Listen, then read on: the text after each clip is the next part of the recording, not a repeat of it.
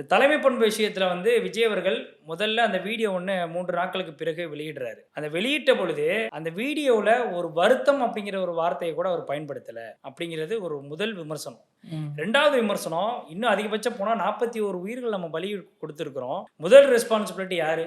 அந்த கட்சியினுடைய தலைவர் தானே. அந்த கட்சியினுடைய தலைவர் என்னை பார்க்க வந்திருக்கிறீங்க. இந்த கூட்டம் நம்முடைய கட்சியினுடைய கூட்டம் அப்படிங்கிறனால ஒரு தலைவரா இது முற்றிலும் இந்த சம்பவம் அப்படிங்கிறது எனக்கு மிகப்பெரிய துயரத்துல ஆழ்த்தி இருக்கு. முதற்கட்டமா உங்ககிட்ட நான் மன்னிப்பு கேட்டுக்கிறேன் அப்படின்னு சொல்றதுனால அவர் எங்க குறைஞ்சு போக போறாரு? ஒரு ஒரு ஒரு பிராக்டிகலான ஒரு அவங்க ரெஸ்பான்சிபிலிட்டிய அவங்க குடுத்த இடத்துல நின்னு பேசினத தவிர நான் எந்த தவறும் செய்யலன்றாரு. அவர் செஞ்ச தப்ப நான் இப்ப பட்டியலிடுறேன். ஒண்ணு ஒண்ணா நான் சொல்றேன். இதுல முக்கியமா பார்க்கணும் என்ன அப்படின்னா, அவர் வந்த விஷயம், அவர் போனது, அவருக்கு இடைப்பட்ட நேரங்கள்ல நடந்த அவர் பேசினது கேப்லயே நடந்த விஷயங்கள், இது எல்லாமே வந்து அவருக்கு ஓப்பனா இது வந்து வெளிப்படையா தெரிஞ்சிருக்கா?